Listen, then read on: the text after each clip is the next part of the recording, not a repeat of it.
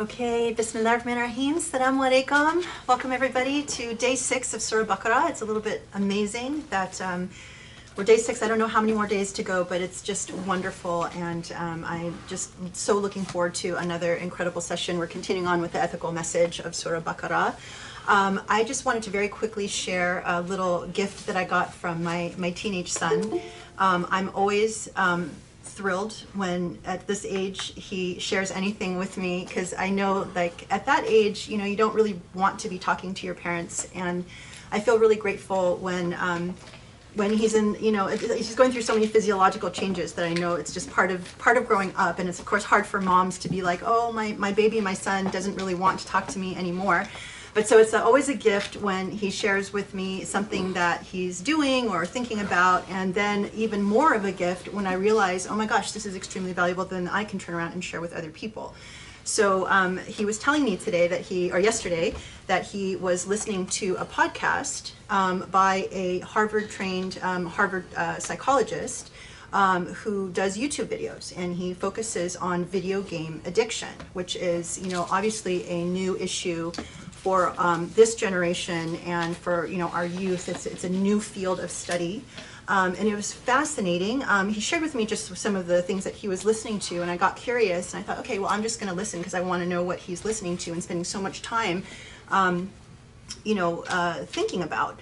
And I wanted to share his name. I mean, his YouTube channel is called Healthy Gamer GG. So it's very interesting. He's a young guy. I think he's probably in his mid to late 30s.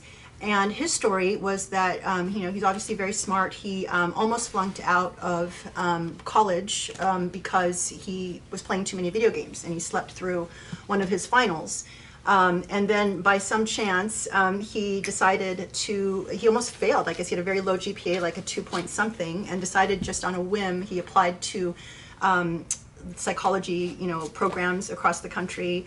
I think he applied to like 200 and some programs, got denied at all of them, and then just on a whim decided, well, maybe I'll apply to Harvard and see if I can get in. Just, what have I got to lose? So he did that. Because everyone else was too intimidated to apply, he ended up being the only one to apply, and he got accepted. They gave him a chance. So that sort of started this journey where he, started training and learning about psychology and all this kind of thing. And then one day he decided he wanted to try and help people. He noticed that a lot of people were struggling with video game addiction. And so he went to the people that he worked with, like in his day job, he's an addiction psychologist. So he went to these experts in the field that he was working with, people who were in their 50s and 60s, and asked them questions about, how to help people, because, a lot of people were struggling with depression and inability to work and a lot of like sort of classical symptoms. And then it dawned on him that most of these people had never played a video game, and they didn't even really know what that whole, world was like. So he took it upon himself to just figure it out and started talking to gamers, and realized that this is a completely new science, a new field, that people have different reasons for playing video games. It could be anything from just being excited about the game to building a sense of community, and even dealing with life. And so he learned that addiction is not even really the right word. So it was a very complex science. It became very fascinating. So I thought, oh my gosh, okay, I want to listen to some of these videos, and I started listening to them, and I got hooked. He was really smart, clearly has done a lot of work, and has a very nuanced understanding of what gamers go through. He's worked with professional gamers and just kids who are playing games all the time, and having and talking to their parents, asking questions like, okay, am I addicted to video games? How do I, what happens to me? What is even the neuroscience? What happens to my brain when I play video games? Why is it so hard for me to step out of that world and into the real world? And it's fascinating because a lot of gamers tend to be higher intelligence and higher IQ than the average population. And many of them were, even from the time they were children, like gifted and told by their parents, you're extremely smart, which led to an identity of I'm a smart person, which actually makes me want to avoid things that make me not feel smart. So it's this whole very fascinating discussion, and I thought, this is something that if you're a parent, of young children, teenagers, you're thinking, or even if you're married to someone who's a gamer and having issues, this is so insightful. And I thought, everyone needs to listen to these videos because it's part of our world. We talk about systems of knowledge, about epistemologies of the age, things that are, happening that are new and unique to our time. I mean, when I was growing up, Pong was the first video game that I was aware of, when I was my son's age. And and he doesn't know that world. He knows a world, he came into a world with the internet, very, high level, like detailed, games. It's just a completely different thing. And so it's a really valuable experience, even as a parent, to understand what does it mean for my, child who really is engaged in this and invests a lot of hours in it. How is it changing their brain? How is it changing their outlook? And what can I do, to understand how to even help if there's an issue? So again, it's Healthy Gamer GG on YouTube. Highly recommended. I just started, watching. I've probably watched, 10 or 15 videos. I'm going to continue to watch more, and I'll report back. But it's like, okay, this is new information that I felt was very, it was very smart. And well researched. So please share that with anyone who knows. I asked my son, do you know if any of your friends are watching this? And he said, no, I don't think so. I mean, thank God Mito, he has a very healthy curiosity. And what was actually really striking to me is we were watching one video of gifted children who, breezed through elementary, middle, high school, like put out minimal effort because they could be very successful. They were extremely smart. But once they got to college, they were complete failures. They didn't know how to do very basic things like, apply for internships, work with a professor, any of that, because it was just something, that they couldn't do. And there were reasons behind that this psychologist was able to point out. And so a lot of them today, as he was interviewing them, seniors in college, a lot of them are sitting around doing nothing. They lost their full-time scholarships because they couldn't operate in the real world. Another one decided to just join the army. It's very fascinating, but I think also very familiar. I just feel like if you know anyone who plays video games, or parents of people, it's just very common experience. So Mito said to me, yeah, I'm watching these and I feel like this could be me in a few years. He's in 11th grade. And I'm like, well, the point of watching this is obviously so that you're not like that. But he obviously recognized a lot of things, connected with a lot of those feelings and situations, and felt like, this could be me. And that's a very, it's insightful, but also, scary. So anyway, check it out and let me know what you think. And hopefully that will be of value. Spread the word, because I'm sure everyone could use that, education. It's really important to be able to know what to do. Okay, I'm looking forward to another amazing session, and thank you for joining us. Bismillah ar-Rahman ar-Rahim. Alhamdulillahi Rabbil Alameen. والصلاة والسلام على محمد وعلى آله وأصحابه ومن تبعهم بإحسان إلى يوم الدين. اللهم اشرح لي صدري ويسر لي أمري واحلل عقدة من لساني يفقهوا قولي. يا رب.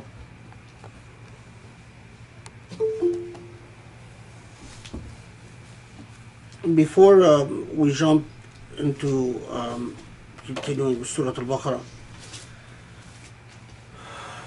for some reason, Grace has been getting a lot of questions about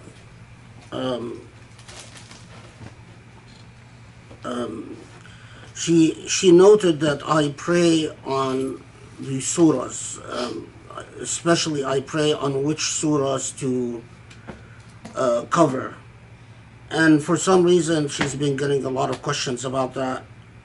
And to clarify this matter, it's fairly straightforward. For many different reasons, I did not want to cover the surahs in the order that the Quran is organized. many Muslims do not start their journey with the Quran with Surah Al-Baqarah. They start their journey with the Quran with the small surah in the 30th part, in the Juz al-Thalathin in the Quran. But the practice that I've developed, I mean, it's a long story, but basically the practice that I've developed is that I pray istikhara. And after I pray, whatever surah comes to my heart is the surah that I cover. So when Grace is mentioning praying on surahs, that's basically it. It's istikhara. You're praying and alhamdulillah, that has always happened after I pray, that one surah or another comes to my heart, and that's the surah that I cover.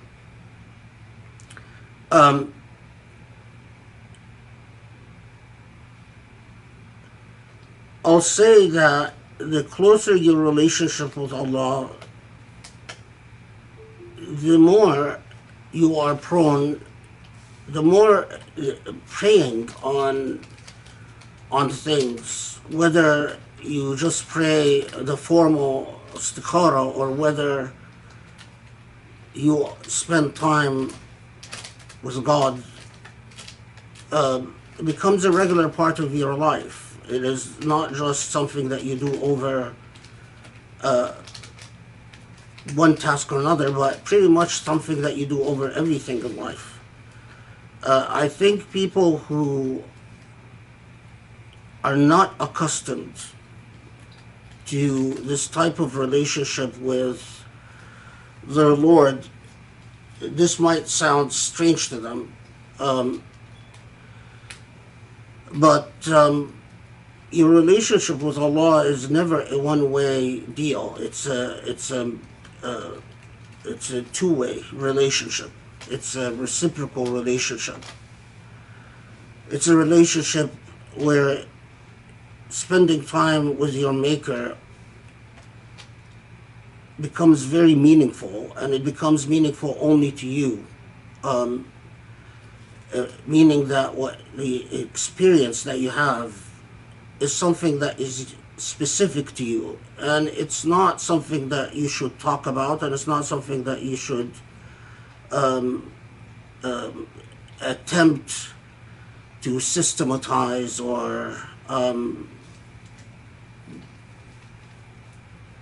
turn into some type of narrative, especially if your purpose is not to, even those who found tariqas and things like that, the most that they do is that they'll create a record of their awrad, meaning their dua or their prayers that they do when they convene with God, but that doesn't say anything about the experience itself. The experience is something else. It's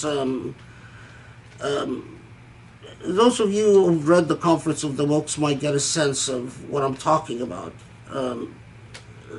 The conference is, half of it are supplications to Allah subhanahu wa ta'ala. One final note, among the things that Grace mentioned in terms of these types of questions, I'm surprised that some people still think that it is possible to understand the Quran from a scholarly perspective,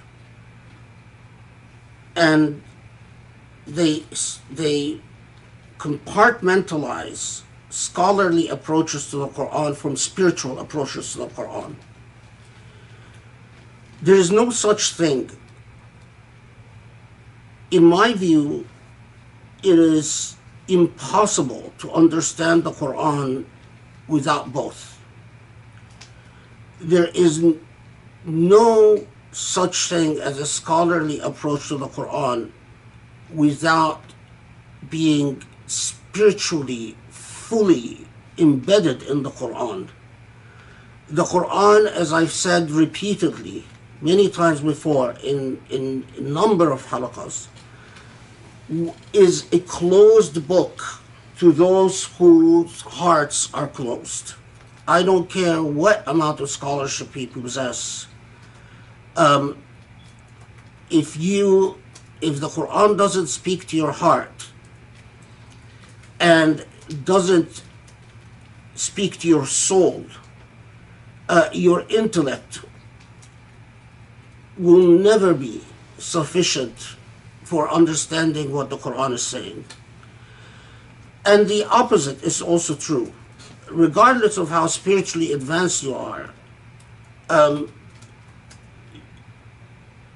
your journey with the Quran is a purely personal matter unless you bolster this journey with a systematic study of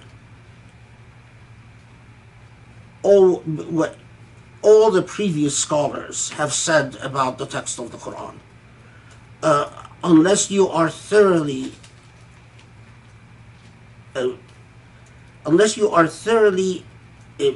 in mastery of the typical things, the grammar, the methods of interpretations, the schools of interpretations, the knowledge of the history of tafsir, an understanding of where each of the main mufassirun come from. Your spiritual journey is solely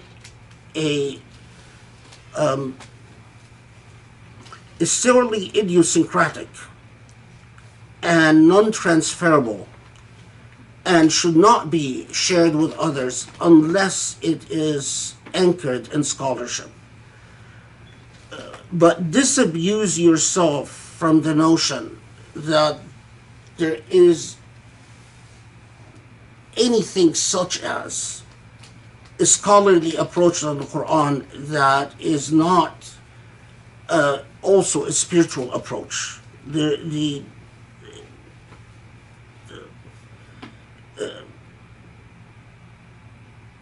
Prophet ﷺ said as much, as I've said in past halaqas repeatedly. But experience that illustrates this in ample ways. Okay, let's go on. So, where we left off, I think it was around verse 122.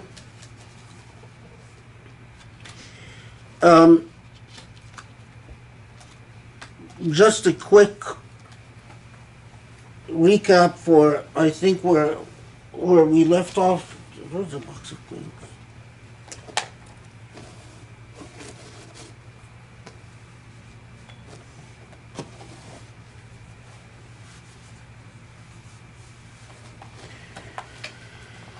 That,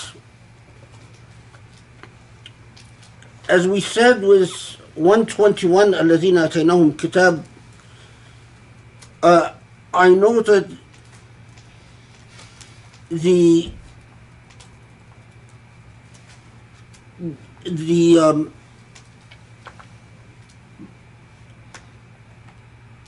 opinion of Muhammad Abdu and Rashid Rida,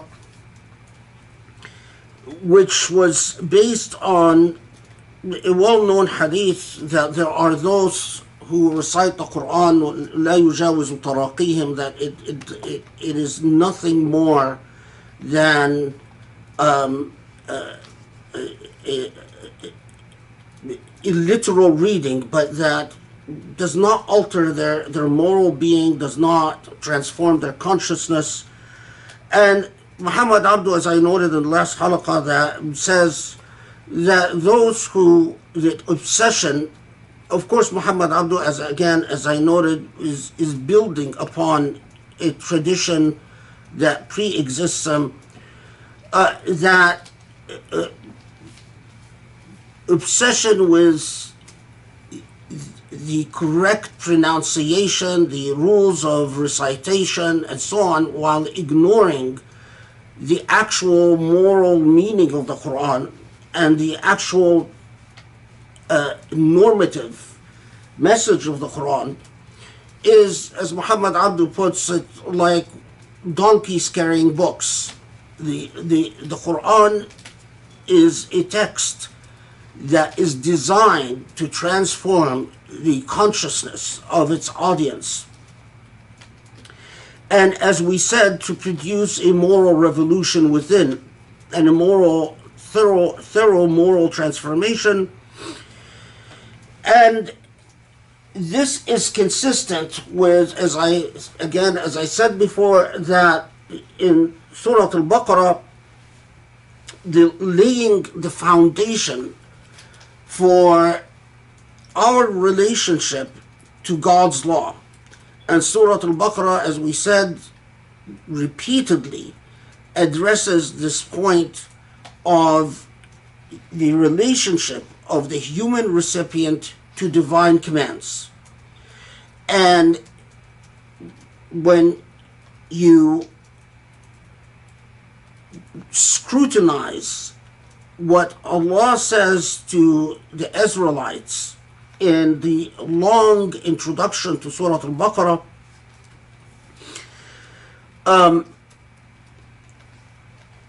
is that the way they received the divine commands was plagued by a number of failures. Some of these failures is a commitment to pedantic living, to materialism. Some of these failures is an approach to the law that empties the law of its moral import and its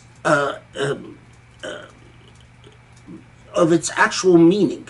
So the law becomes nothing more than an exercise in ritualism, rather than having anything beyond it. Some of these failures is a failure of faith, and even sometimes a return to idolatry, and so on and so forth. But as we said, that this discourse directed at the Israelites is intended to educate the newcomers on the scene, Muslims, as to what they must do about their covenant with Allah, what their role is as recipients of the divine instructions and divine commands. And then, so we reached in 122 where Allah subhanahu wa ta'ala again reminds the Israelites. And as we said before, that you cannot fail to notice that if Allah reminds the Israelites of a favor bestowed upon them, if you are saying, I've given you my favor, and you in fact leave the door open by saying to a group of people, there are among you who in fact do what is good, and there are among you who are in good standing with your Lord.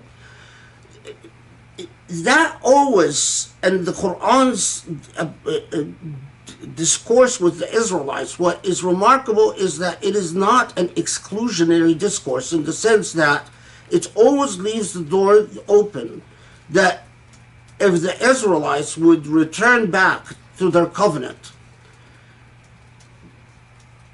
it leaves the discretion, the ultimate decision of what to do about that, solely in Allah's hands.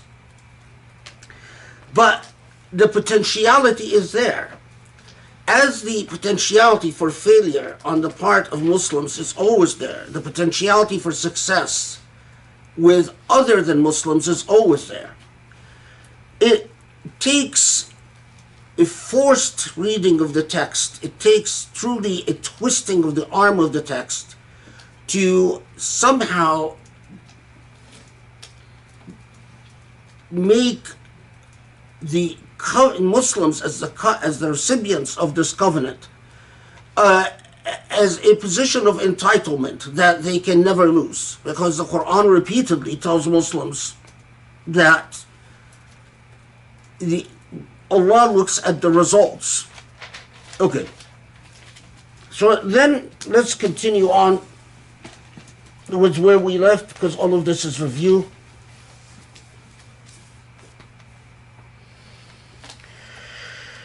So, and as we see that اتقوا يوما لا تجزي نفس عن نفس شيئا ولا يقبل منها عدل ولا تنفعها شفاعة ولا هم ينصرون, that when in this is 123, when Allah subhanahu wa ta'ala reminds the Israelites of the favor and the blessing bestowed upon them, and says, and be conscious of the coming of a day when human beings shall not be able to avail one another.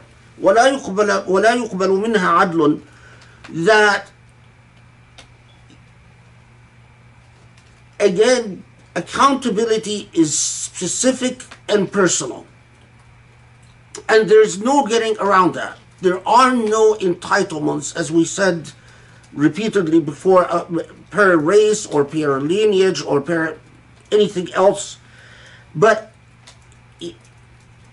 when Allah subhanahu wa ta'ala tells them, remember my favor, you failed in these regards, but fear a day, you're creating potentiality for the future. You're opening possibilities for the future. In other words, it's not a message of resolute, absolute exclusion. It's a communication about a past failure and a call for changing that pattern of behavior, fixing what has occurred in the past. And that what you'll find consistently is the tenor of the Quran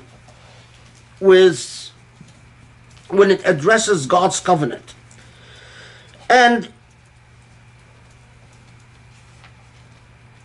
then we get to 124, and if you remember, we've skipped ahead to 124 where I was talking about the historical foundations, because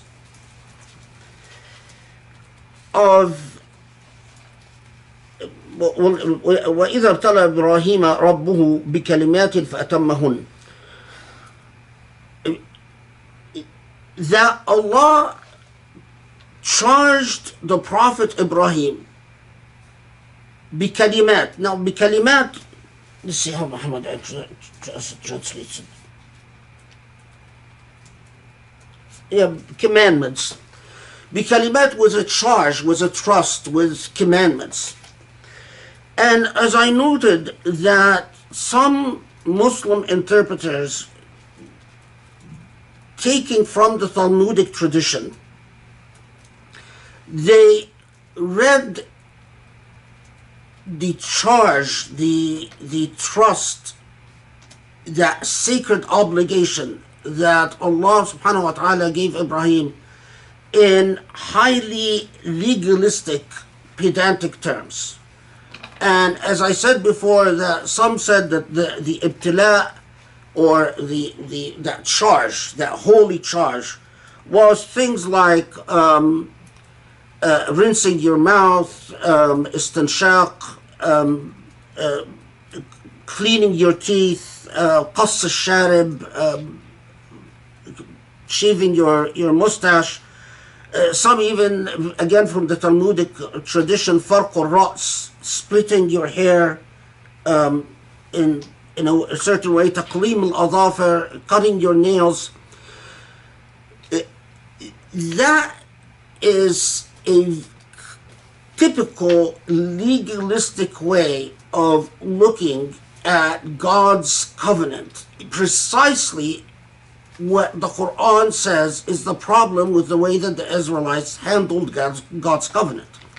So it's rather troubling to find that some Muslim commentators took from the Israeliyat, from the Israelite traditions, and thought that that is the charge that Allah gave to Ibrahim. And as people like Muhammad Abdu, Razi before Muhammad Abdu says that, recognizes that this comes from the Talmudic tradition, but Muhammad Abdu and Rashid Rida go further and they say that this is a clear corruption that comes from the wave of converts to Islam from Judaism that imported into the Islamic tradition many Talmudic narratives.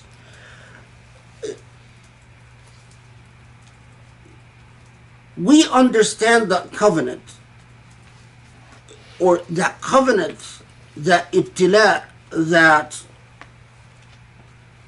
Allah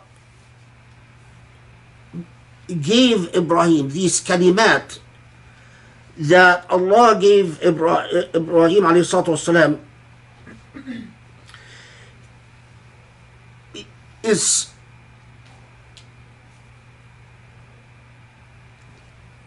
explained in قال إني جاعلك للناس إماما, that I am going to give you a role, and the role is as the father of the faith, the father of monotheism. That is why it is impossible to understand our system of belief as Muslims without understanding the relationship between the Prophet Ibrahim alayhi salam and the Prophet Muhammad alayhi salam.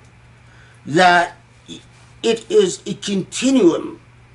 It is the same anchored covenant that Allah keeps bringing back human beings to time and again.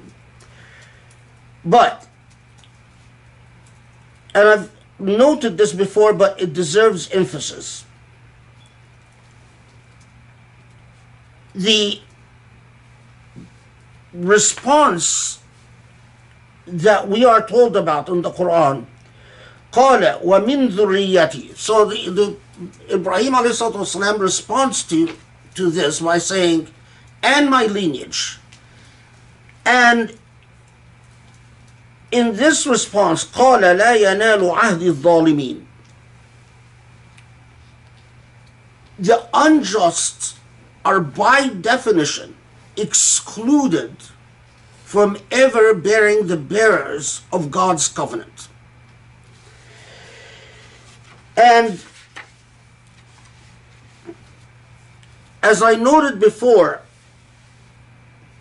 scholars like Razi, like Maturidi, like Zamakhshari, like Muhammad Abdu, and many others across Islamic history,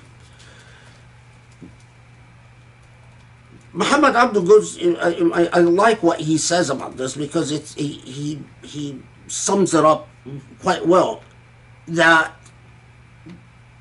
it is a condemnation of injustice in perpetuity, that a condemnation of al-zalimina min al-umara or al-zalimina min al-fuqaha, that whether you're talking about a prince or a king or any type of imam, or you're talking about any type of scholar, the injustice is by its nature incompatible with Allah's covenant. And although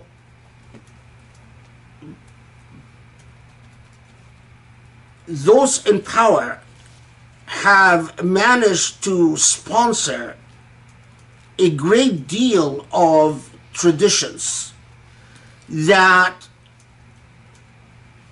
communicated the precise opposite message. Those in power, governments, rulers in various ages in Islamic history, were extremely troubled by anti-dhulm narratives that focused on injustice as a fundamental breach of the covenant with the Prophet Ibrahim ﷺ and all prophets from there on. Because as Al-Maturidi puts it, when Allah says لا ينال عهد الظالمين, that in this دليل على عدم جواز طاعة الظالمين, that in this is proof that it is not lawful for a Muslim to obey the unjust, that obedience of the unjust is not just, it's not even an excuse that to say, well, I received an unjust command and I have acted upon it. But nevertheless, whether you're talking about the Umayyad period or you're talking about the Abbasid period, obviously those in power recognize the theological risk that comes from opinions about the incompatibility of injustice to Islam. Whether they in fact were just or unjust, or whether they saw themselves as just or unjust, is not the issue. The issue is that you don't want to leverage this issue to laity. That even if you believe to yourself to be the most just ruler in the world, you don't want to empower those that you rule over to have the legitimacy of an opinion. Because you might see yourself as the most just ruler in the world, but what if they saw you as unjust? And of course, it's not, it's, as I said before, it is absolutely, I mean, if after 1400 years, Muslims have not grown up, I mean, it is just an issue of civilizational maturity to understand that power invents narratives. Power invents narratives. No power just exercises power without a narrative to accompany that power. There is no unjust ruler, unless they're insane, that simply does what they do without inventing a narrative that tempers their exercise of power. And when I say tempers, meaning that either says that what I'm doing is good for you, what I'm doing is not that bad, what I'm doing is God's will, what I'm doing is whatever, you know, what I'm doing is what your forefathers always wanted, what I'm doing is what is needed by pragmatic necessity. Power invents narratives. And part of growing up is to understand that the Islamic tradition went through the same thing. Power invented narratives that legitimated injustice, or at least that addressed those who power is exercised over and told them justice or injustice is none of your business.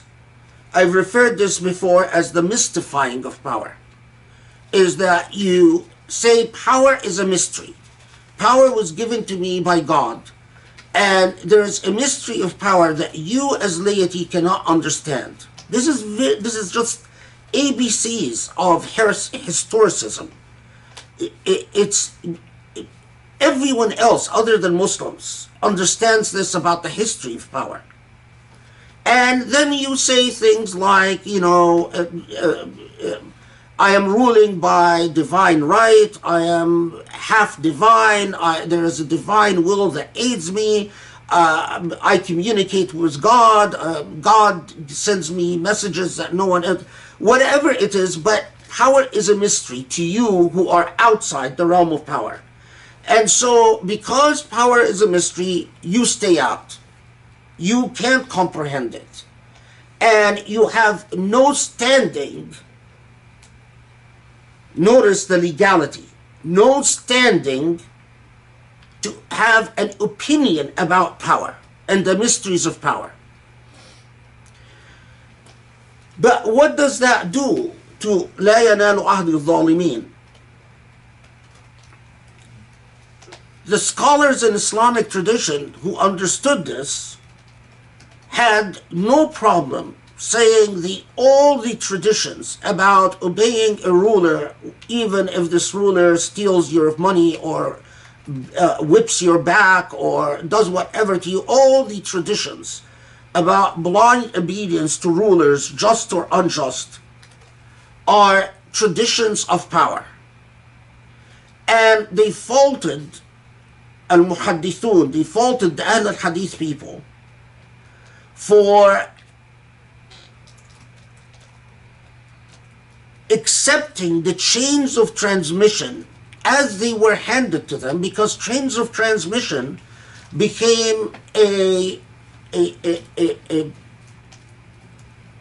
technical, professionalized matter.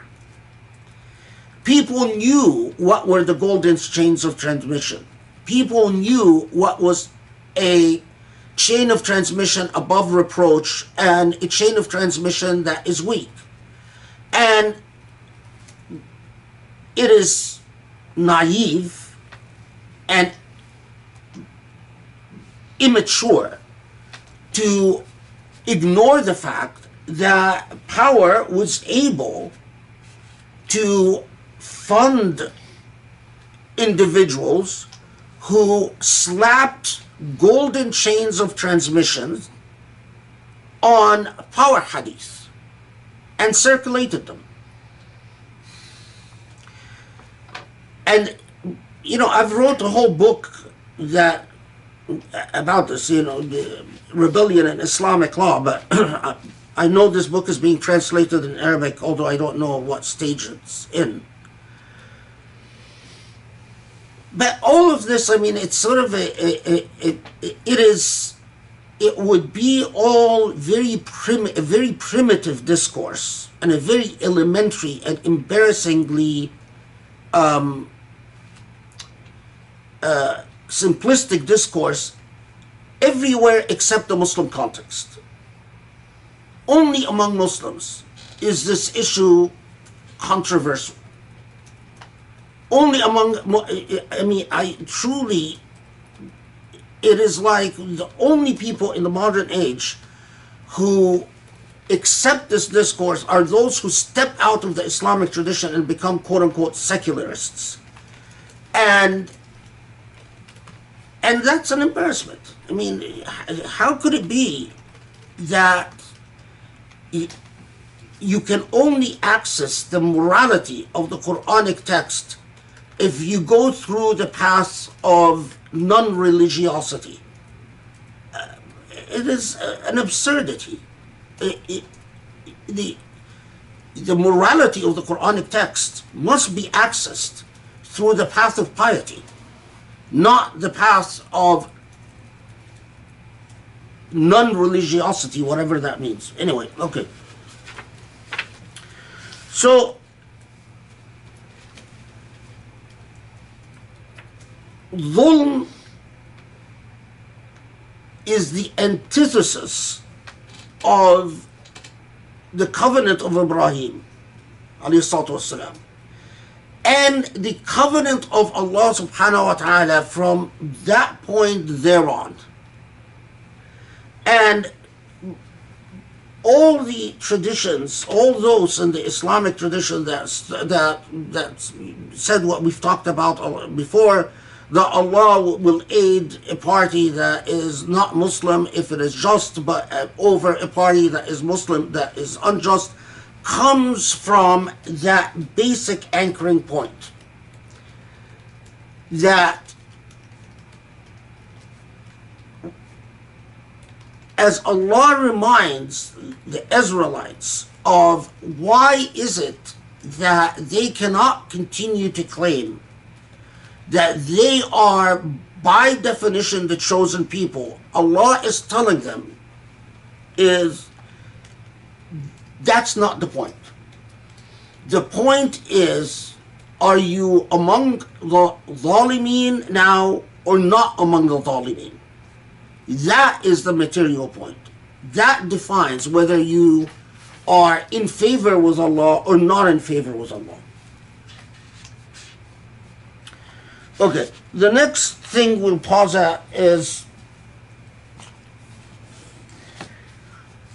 and as I noted to you that in the biblical tradition itself, there is what survives in the Bible is the reference that I read to you about the well that Allah creates for Hagar and Ismail, although the surviving copies of, or the circulated copies of the Bible don't mention the name Ismail.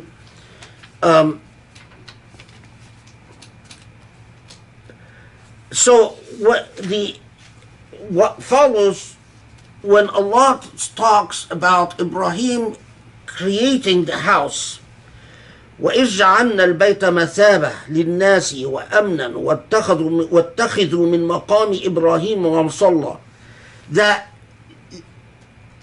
that anchoring symbolic point, and I fully agree with Muhammad Abdu again in saying that it is no coincidence that right after Allah makes clear that the covenant cannot be given to the unjust, that Allah addresses Maqam Ibrahim, that symbolic point of the Abrahamic message that doesn't reach its culmination or its conclusion until the Prophet Muhammad ﷺ. But symbolic for what?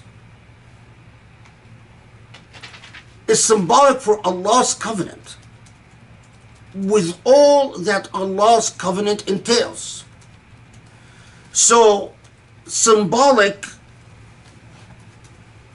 and as we will see in a second, when Allah talks about al-birr, as al-Maturidi says, that symbolic in summary for al-birr, and then elaborating upon al-birr, and as we shall see, what is al-birr? That you believe, you acknowledge where you come from, and you acknowledge where you're going to. That al-birr is to acknowledge accountability, that life is for a reason, and the reason is to come to know your God, and that the accountability is haqq, it is truth. What is al-birr? Iqamat al-salah. Birr, prayer is birr. Symbolic for what else? Symbolic for zakah, for taking care of the needy, taking care of the wayfarer. Symbolic for acknowledging the rights of those who are older and those who are weaker. Symbolic for also justice. So when Allah, وَإِذَا جَعَلْنَا الْبَيْتَ مَثَابَةً لِلنَّاسِ وَأَمْنًا, واتخذوا من مقام إبراهيم مصلى وعهدنا إلى إبراهيم وإسماعيل أن طهر بيتي للطائفين والعاكفين والركع السجود.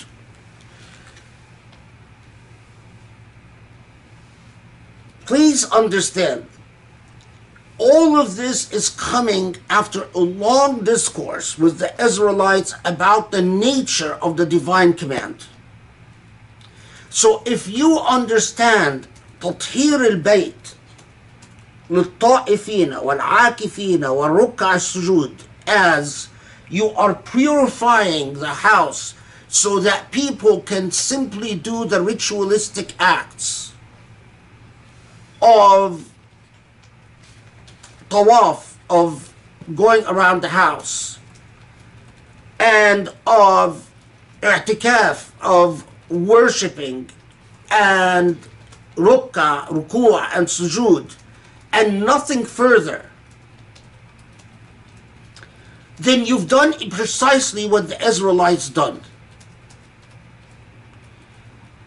The Maqam Ibrahim, the Bayt itself, is symbolic for all of that, but also more. It is symbolic for Allah's covenant.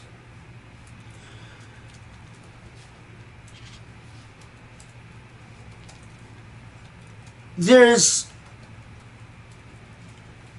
a part of our tradition that unfortunately in modernity has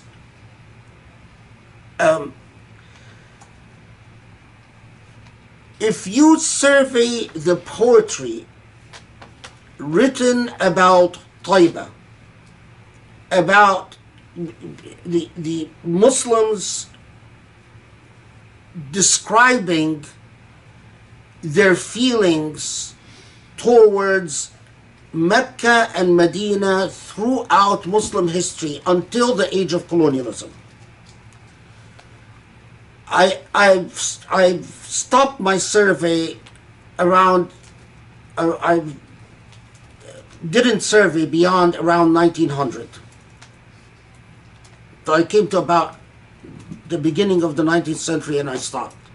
But up to that point, one of the most things that really strikes you is that, yeah, a lot of people are writing about how arduous and risky the journey to Mecca and Medina is. But when they talk about Mecca and Medina, they're not talking about how beautiful the buildings are. The constant theme is that they describe that Mecca and Medina is a place where they encounter real piety, real kindness, real compassion, real mercy. Now, I'm sure, of course, poets exaggerate, but you can't fail to notice that the warm feelings that Muslims had about, especially Mecca, is that symbolically it is the place where you go to exercise to experience what Islam is supposed to stand for.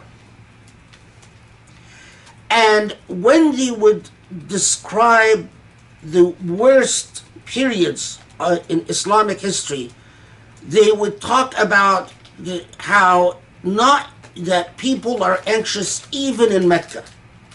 So repose and tranquility in Mecca stood for the health of the Ummah. Anxiety and fear in Mecca was something that would often be described as evidence of the entire collapse of the Ummah, especially poetry written around the Mongol period and things like that. And some other periods, like periods of, well, anyway. But like the poetry that was written during the Qaramita, the siege of the Qaramita, Mecca, but you know the the bemoaning and the of the loss of the how there is no comfort or repose or kindness to be found in Mecca. And this was during the period that the Qaramata laid siege to Mecca. Anyway, that's a part of natural culture, that Maqam Ibrahim what would be the place that where people would experience. So Ibn Arabi, when he escaped Andalusia, for instance, he goes and stays in the Hijaz for years, and the writings of Ibn Arabi and the most beautiful poetry that you read is the poetry that Sufis wrote, especially Sufis, during the periods that they stayed in the Hijaz. But what interested me the most about this poetry is what they are saying about the people of the Hijaz, which is something completely lost in our age. I mean, even if we go to Umrah or Hajj, very few of us have any experiences with the people who live there. Or the people who live there are entirely irrelevant. What's relevant is the regulations of the Saudi government, the rules of the Saudi government, the people who lead the caravans of Hajj, the people who organize the trip for Hajj, where they take us, where they leave us, where they put us, where they move us. But this whole dynamic of understanding what Maqam Ibrahim is and what its symbolic construct is, and that it is symbolically interconnected with the covenant that Ibrahim ﷺ received, and that continues on till Allah, till the very final day, and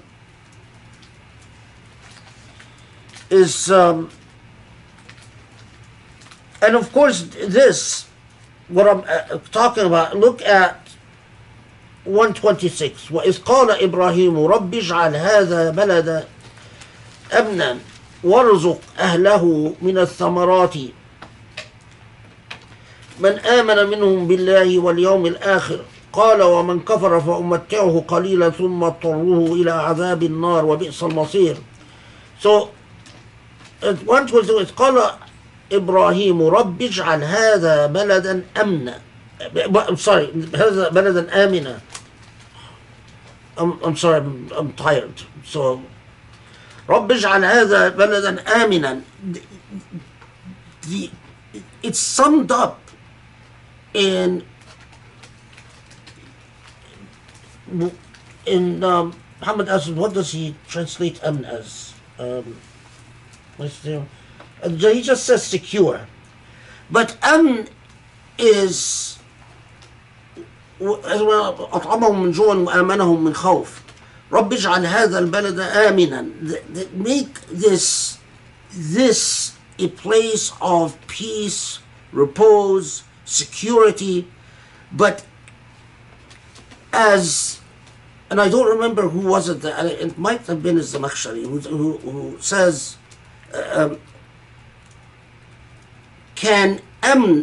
is amn possible without justice? Is repose, tranquility, peace possible without justice?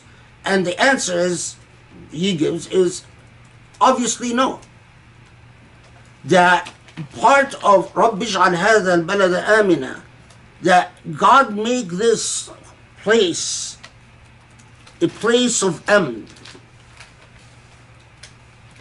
a place of peace, tranquility, and justice forevermore. Okay. I don't know how I bought it. Okay. So then let's move on to 129. ربنا وابعث فيهم رسولا منهم يتلو عليهم آياتك ويعلمهم الكتاب والحكمة ويزكيهم. This is continuing on with Ibrahim's supplication to the Lord. And Ibrahim alayhi salatu wasalam, when he says,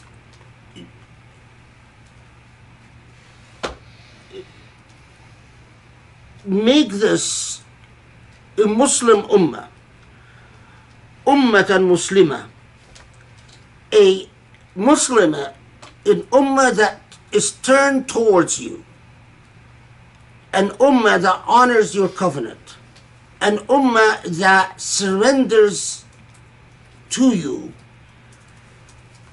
acknowledging that this world has a Lord, has, Lord is the best way to put it, but, and a prophet that teaches them the book wal hikmah, the book and wisdom. It is no coincidence that the Abbasid library, the very famous Abbasid library during Harun al-Rashid, was called Dar al-Hikmah, the house of wisdom. What we often forget is when the Quran spoke about the duality of the book and wisdom, wisdom didn't mean someone just sitting, an old person, an illiterate old person sitting somewhere thinking about their experiences in life and then say, well, let me give you some of my wisdom. Wisdom in the context of the Quranic revelation had a very, and this is clearly communicated even among the earliest commentators on the Quran, that al-hikmah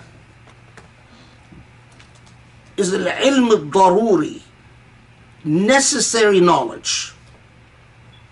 What was understood to be necessary knowledge at the time might be very different, I mean, in certain respects. So necessary knowledge, mathematics was necessary knowledge. Grammar was necessary knowledge. Logic was necessary knowledge.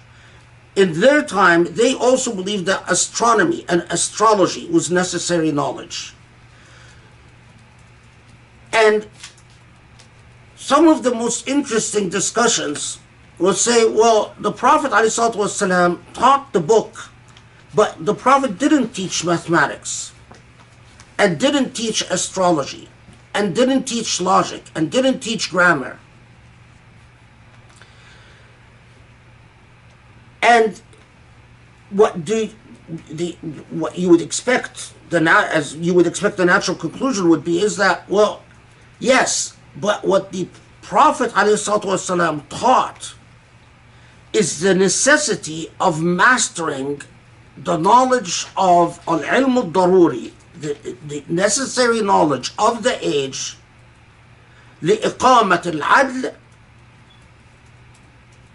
والأمن والحق, to establish justice, security, and truth.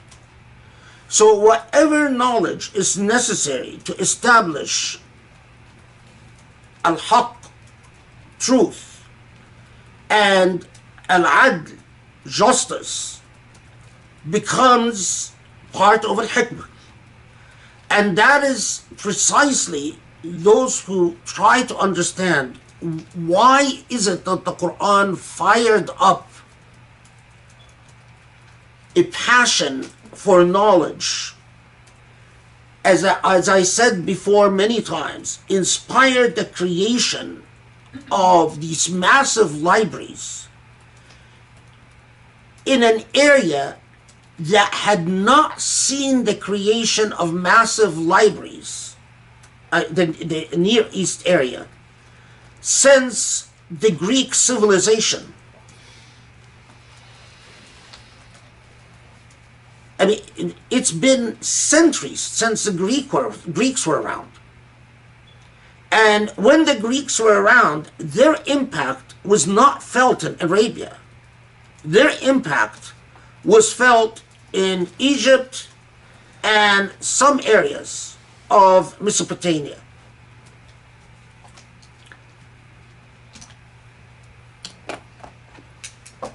Romans penetrated to Bahrain in later periods, but by the time the Romans are reach Bahrain, they're not interested in libraries. And so that area, in terms of the area of Yemen, Arabia, Iraq, Jordan, had not seen the creation of massive repositories of knowledge for centuries. If Muslims were writing their own history, they would ask the obvious question: how the heck do you go in a matter of few years, after centuries of blank, a void, centuries where people have even lost track of the value of texts, so many texts have been destroyed just through neglect, to an obsession with knowledge? And the answer is the understanding of the role of Hikmah in the Quranic revelation. If Muslims didn't believe that they were divinely charged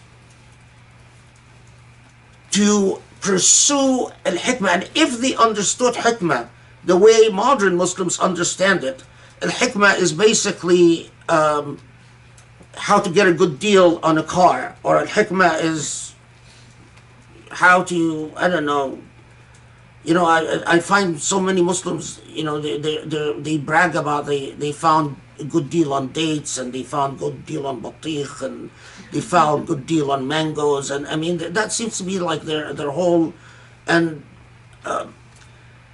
it's remarkable. I mean, it's really remarkable, because all of that is part of what Allah is telling us about why the Israelites failed in their covenant, and why Muslims now are going to be the bearers of this new charge. And yeah, we need to stop for Maghrib. Bismillah ar-Rahman ar-Rahim.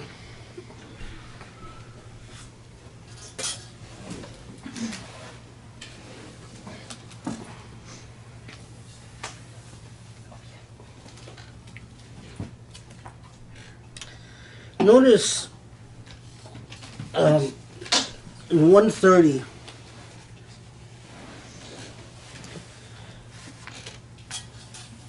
وَمَنْ يَرْغَبُ عَنْ مِلَّةِ إِبْرَاهِيمَ إِلَّا مَنْ سَفِهَ نَفْسَهُ.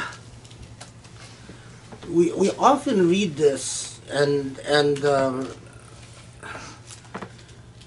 pass by it without reflection.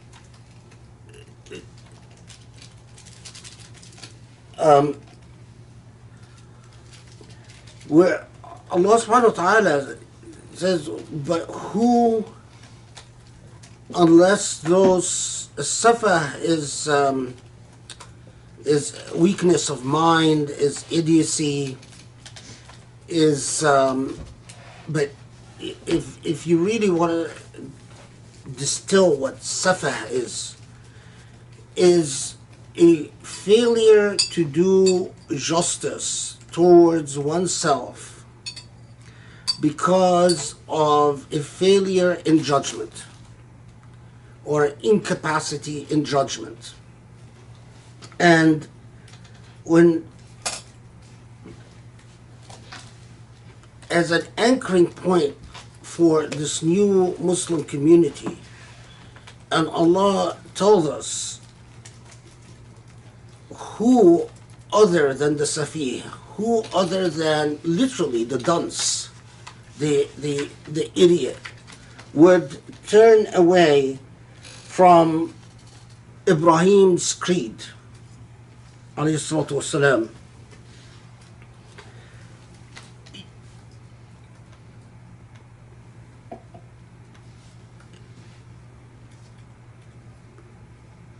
Ibrahim's creed is, in order to fully appreciate Ibrahim's creed, you have to, as we have done, start with Surah Al-Baqarah, everything that it tells the Israelites about how they failed in bearing the covenant.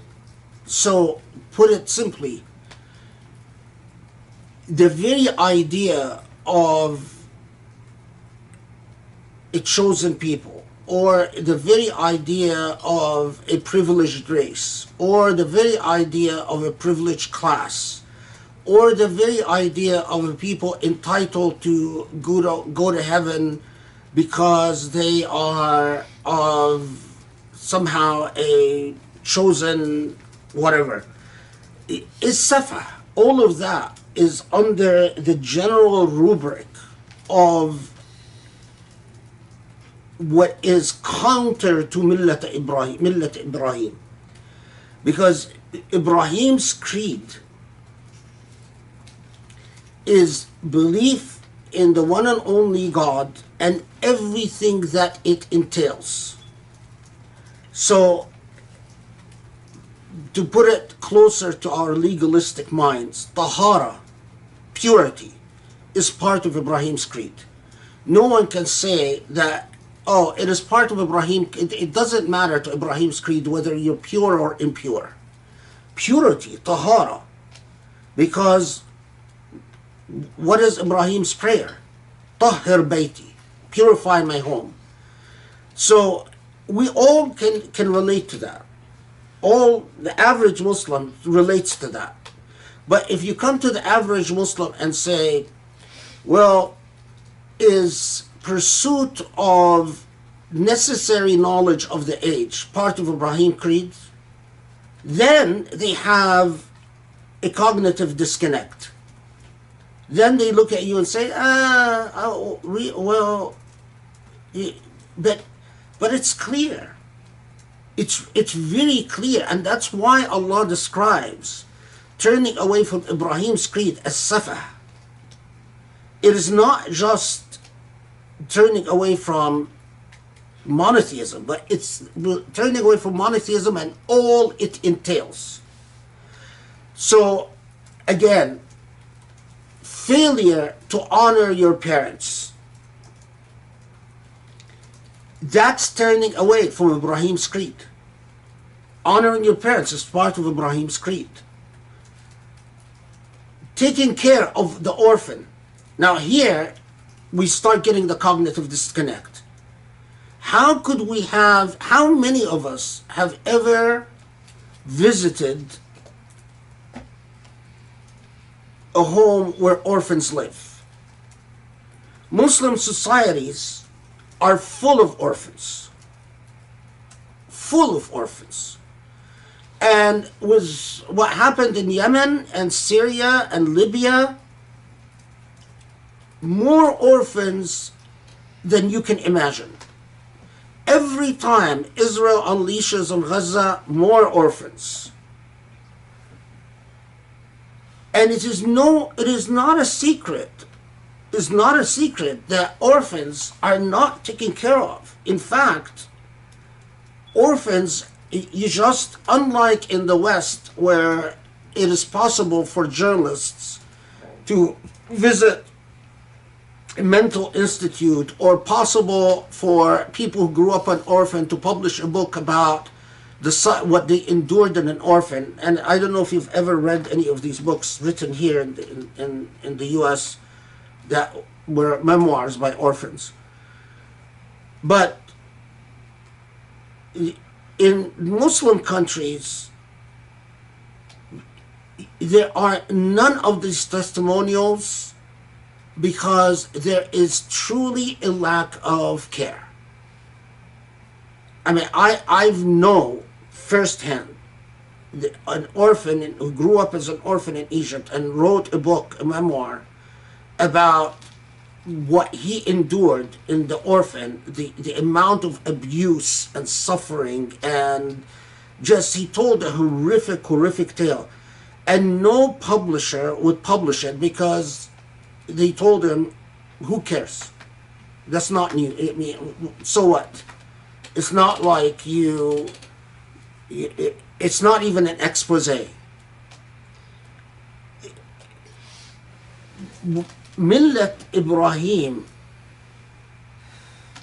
and the safah of turning away from Millat Ibrahim is everything that is encapsulated in what Allah teaches us about al-birr, wal-taqwa, wal-ihsan, all these values that we repeat but we don't reflect on. And that is why Allah describes it as a complete and absolute failure. It's like a non-starting point.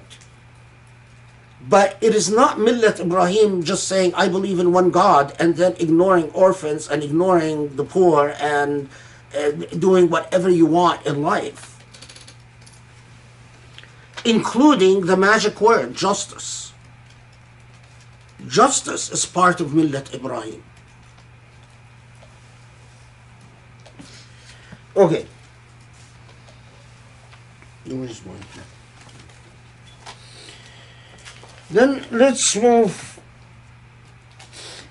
Remember at 133, I just want to remind you of this. This is the scene where Allah talks about Jacob, Yaqub alayhi salam, when he is giving his testimonials to his last testament to his children. And if you just remember the difference between the biblical narrative about Jacob's testimonials and the Quranic narrative. Muslims are often not aware of the remarkable differences between the way the Bible talks about some of the same very events that the Quran talks about. Okay.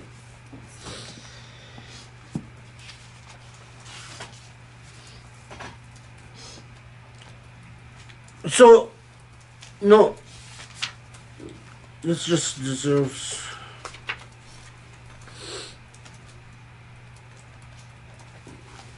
Okay. So, right after the scene of the testimonial, أم كنتم شهداء إذ حضر يعقوب الموت إذ قال لبنيه ما تعبدون. So this is, as we talked about, Jacob asking his children, who will you worship after me? And the response that we will worship your God and the God of Ibrahim and Ismail and Ishaq, and a single God, and we are Muslims. وَنَحْنُ لَهُ مُسْلِمُونَ, that, and we surrender unto this God. Then تلك أمة قد خلت لها ما كسبت ولكم ما كسبتم. This reference that this is a past nation, and onto them what they've earned, and now the challenge is what you will earn, was again a refutation of the idea that merit is defined by a covenant granted in the past to a particular lineage, and that's what matters, because that was a very much a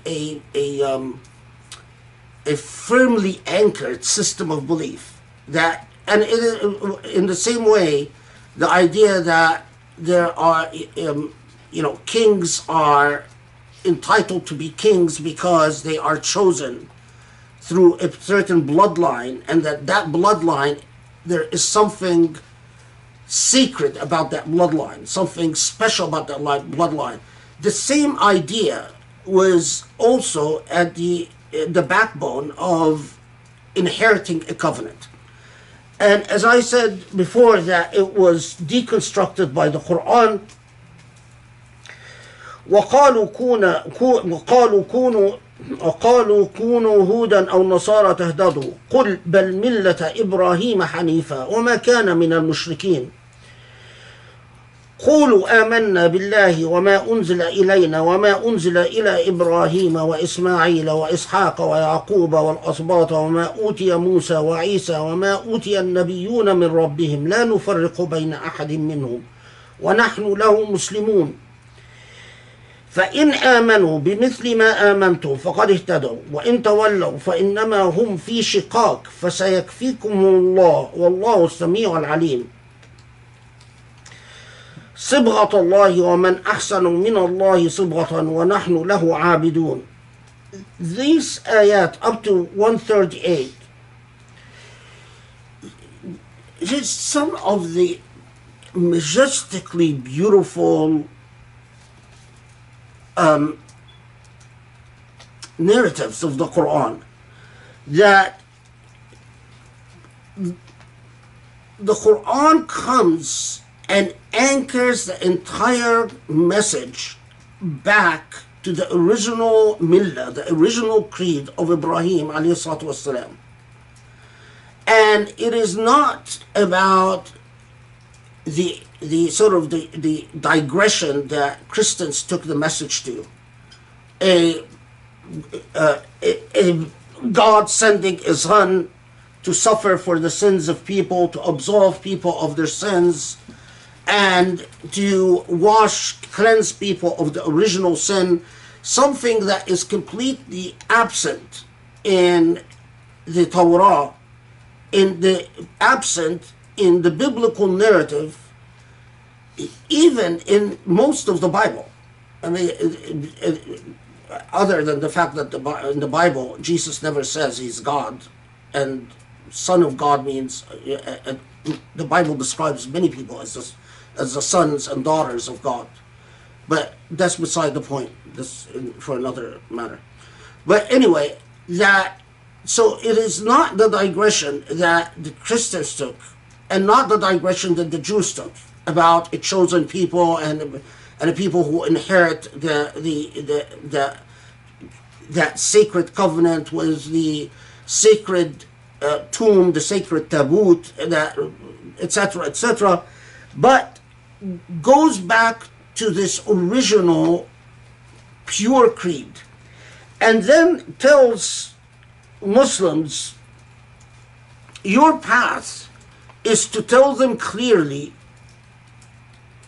it is the same message, unwavering, unchanging message, from the time of Ibrahim alayhi salam to the time of Muhammad alayhi salam. So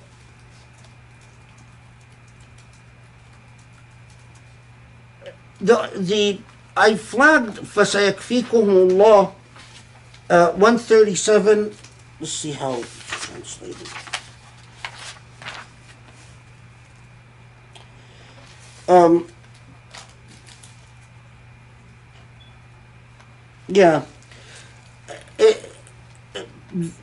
What it means is God will,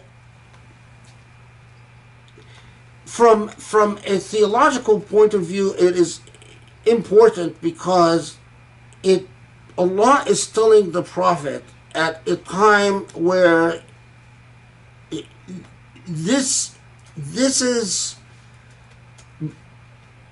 the likelihood is that this ayah is revealed after Uhud, but before Ghazwat al-Khandaq. And it is a time of great instability and insecurity. The Quraysh had commenced forming a massive alliance, massive Arab alliance against Muslims. And the fate of Islam from a practical, pragmatic point of view is really unclear. And for Allah to come, and the Quran clearly tells Muhammad والسلام, and Muslims that Allah will protect you. It is, again, one of the things that it is a forward-looking assurance that in hindsight, we say, yeah, we know what happened, but it's a remarkable prediction of what will unfold in the future, which, again, I mean, it can only be God speaking, telling them, you will be protected. The other thing is, this فَسَيَكْفِيكُمُ اللَّهُ, it is often recited in ruqyas, when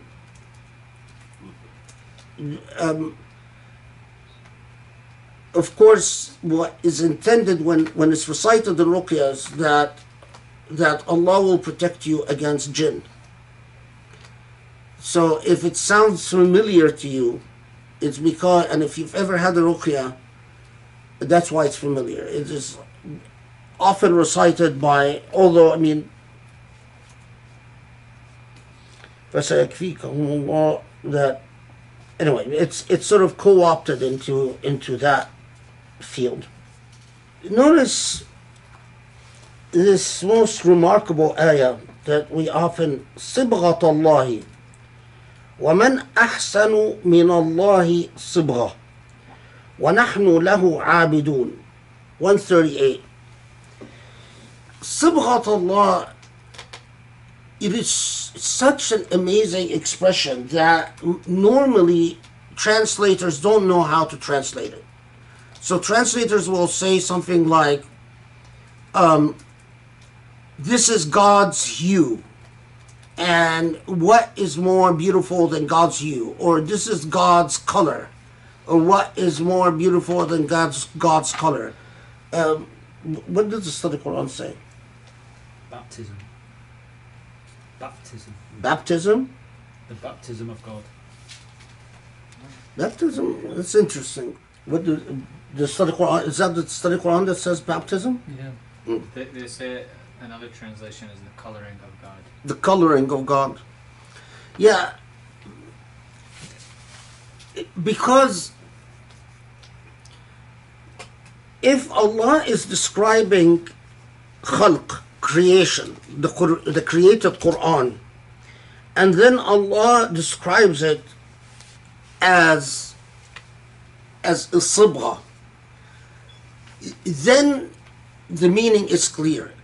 This is the creation of God, and what is more beautiful than Allah's creation? But because sibgha is used here about a core backbone creed, and a creed that refers to our father Ibrahim alayhi salam and the line of prophets until the Prophet Muhammad alayhi salam, and then it is described as a beautiful sibgha. That's why commentators or translators don't know how to exactly render it, because the meaning itself needs vetting in Arabic. Because in what way is that a sibgha? And in what way is that a beautiful sibgha? And as sibgha is literally a coloring, a hue, an orientation. The best that I've read about this, and I don't remember, I couldn't where it was precisely.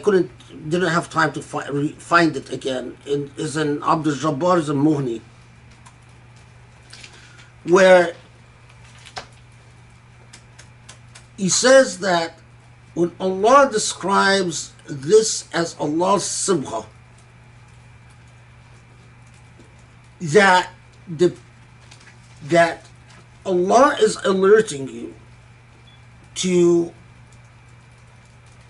that Allah's fundamental creed,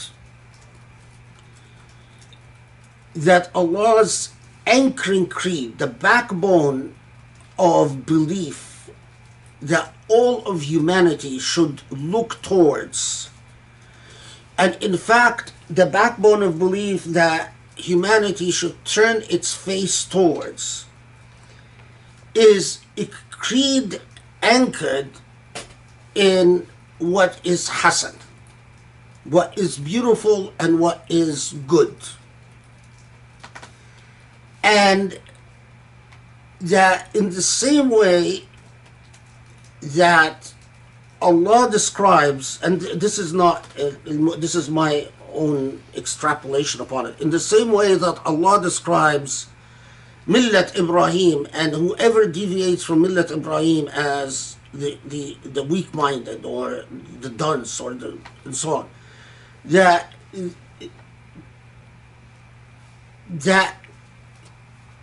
my view, when Allah uses Sibghatullah, it must connect with Millat Ibrahim.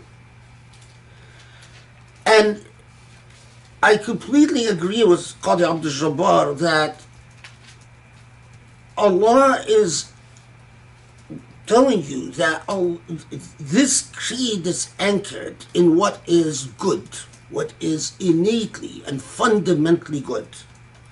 And what is innately and fundamentally good, we use words like birr and ihsan and taqwa to signify, to signal it. But as Surah Al-Baqarah itself told us, that birr again goes back to these basic moral values,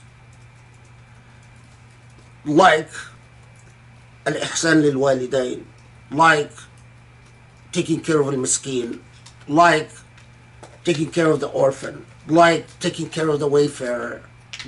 It's like iqamat as-salah, which is also part of it. So this remarkable expression, صبغة الله ومن أحسن من الله صبغة ونحن له عابدون.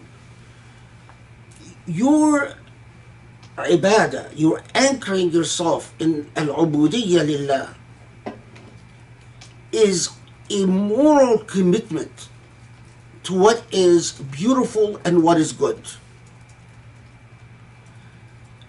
In principle. Now, we are obligated to vet out, and that is Abdul Jabbar's entire Mughni project, is because we're obligated to vet out what is moral and what is good.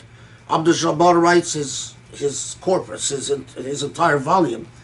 But there is no way around constantly saying our ibadah is about what is moral and what is good. The journey to discover what is moral and what is good is often challenging, often marvelous, often intoxicating, often disappointing, often hard, often arduous. It's many things. But there is no way around your commitment to ibadah is like your commitment to Millat Ibrahim being a commitment to the principle of Sibghatullah. Notice we often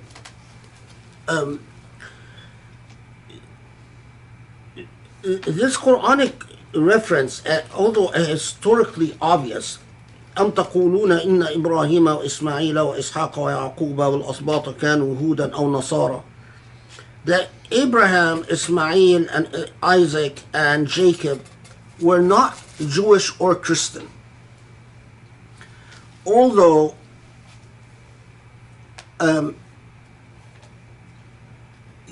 they have been sort of ahistorically appropriated into especially the Jewish tradition, because you will often, if you come to the average person, they might actually tell you, oh yeah, Isaac was Jewish. Well, of course, that historically makes absolutely no sense. Or that Jacob was Jewish, and which again makes historically absolutely no sense. But that obvious point, because even at the time of the Prophet ﷺ, particularly Jews, claimed ownership of Ibrahim and of Isaac and Jacob, although obviously they were even before you could even say that there is Judaism or Jews or so on. But so as a Muslim, it is studying about Isaac, Ishaq, or studying about Jacob, you're studying about your own prophets. Okay.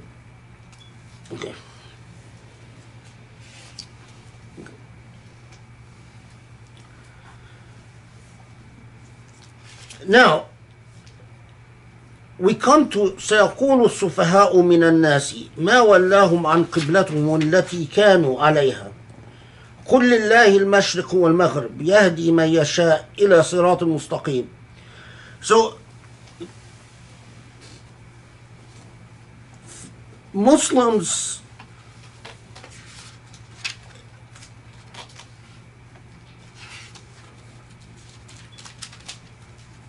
at the time that Muslims were in Mecca, when at the very beginning of the Islamic message, they prayed like other Arabs towards Mecca.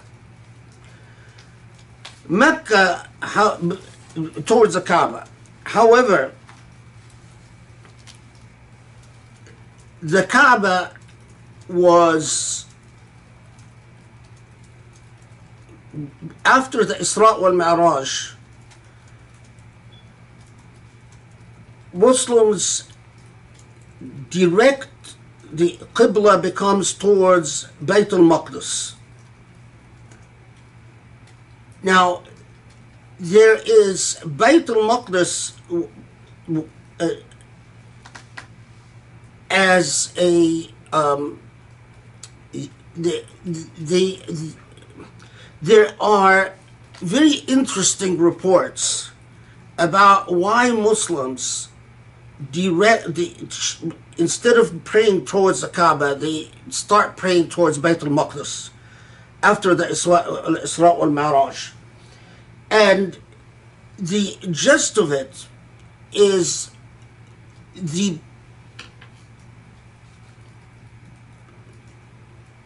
consistent problem that Muslims had with the fact that the Kaaba had become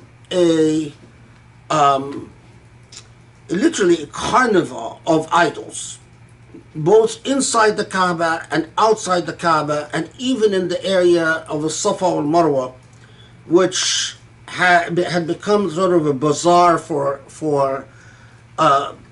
the sale of idols and various rituals that. And after the Hijrah, Muslims continue praying towards Bayt al-Maqdis for about a year. Some reports say 12 months, some reports say 14 months, some reports say 16 months, whatnot.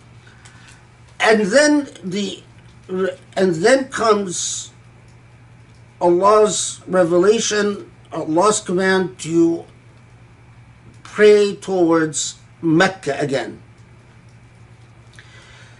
And as you would expect, the polemics that Muslims are confronted with at the time was, well, you say that your creed is the creed of Moses, it's the creed of Jesus. So why is it that you stop praying towards Jerusalem and now you are praying towards Mecca again? And notice that the Quran anchors this in reminding Jews and Christians of what I've the narrative that is mentioned in the Bible itself, the Malhama, the narrative of the praised one that was foretold in the Bible, or the Messiah that is foretold in the Torah. And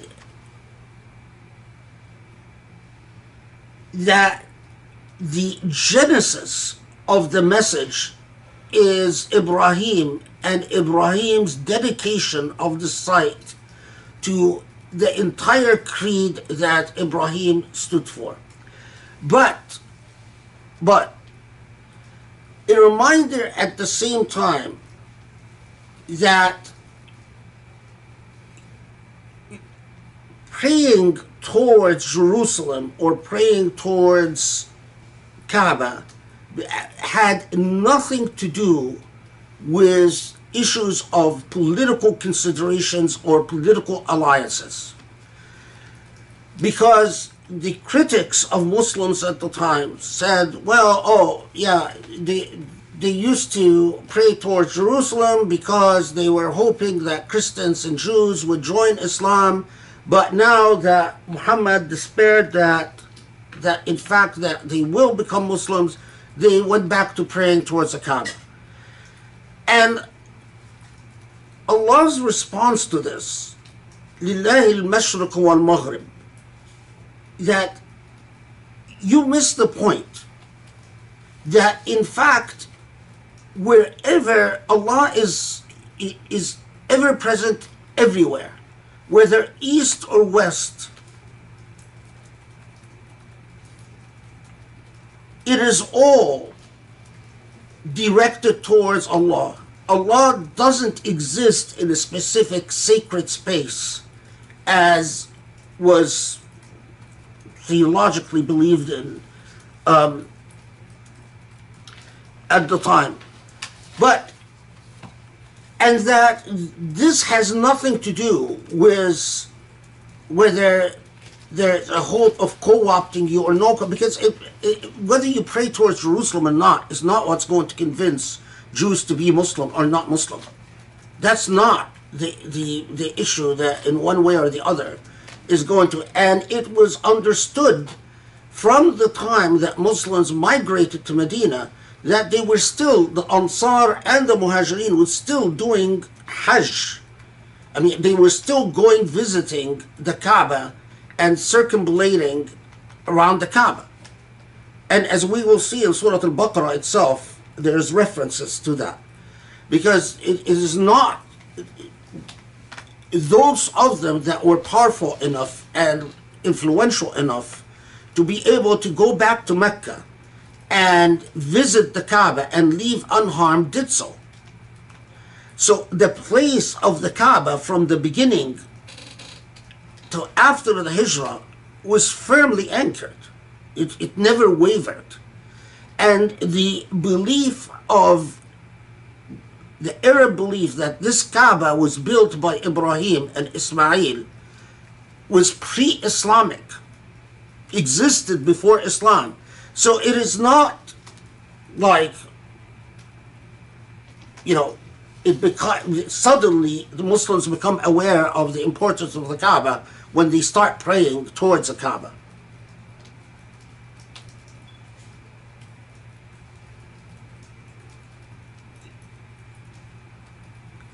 So a sort of an attempt to explain the events on the base of alliances doesn't make sense.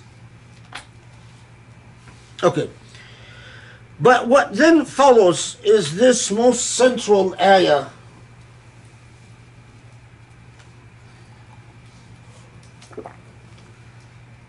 وكذلك جعلناكم أمة وسطا لتكونوا شهداء على الناس ويكون الرسول شهيدا عليكم شهيدا وما جعلنا القبلة التي كنتم عليها إلا لنعلم من يتبع الرسول ممن ينقلب على عقبيه وإن كانت لكبيرة إلا على الذين هدى الله وما كان الله ليضيع إيمانكم إن الله بالناس لرؤوف رحيم. Let's do the قد نرى تقلب وجهك في السماء فلنولينك قبلة ترضاها فولي وجهك شطر المسجد الحرام وحيث ما كنتم فولوا وجوهكم شطره وإن الذين أوتوا الكتاب لا يعلمون أنه الحق من ربهم وما الله بغافل عما يعملون. So first 144 that when the Quran says and the people who receive the book know that this is the truth from the Lord, this goes back to that issue that we talked about, is the Quranic charge that they knew of the Muhammad that was predicted, the Messiah or the messenger who is the brother of, or from the brother of Ishaq that we've talked about, that a reference even in the Bible that we have in circulation today, there are like the Bible of Barnabas, which is non-canonical and which was also corrupted, even the copies that survived of it. There are many different versions, many different manuscripts of the Gospel of Barnabas that have been retrieved that have even a more explicit reference to the Muhammad in Aramaic or so when the Quran says that they know that this is the truth, the reference is they know that it is the Kaaba which was built by the Prophet Ibrahim and Ismail, and that is the anchor of monotheism. So that's a charge, a historical charge that we've talked about. Okay. But that image, قد نرى تقلب وجهك في السماء,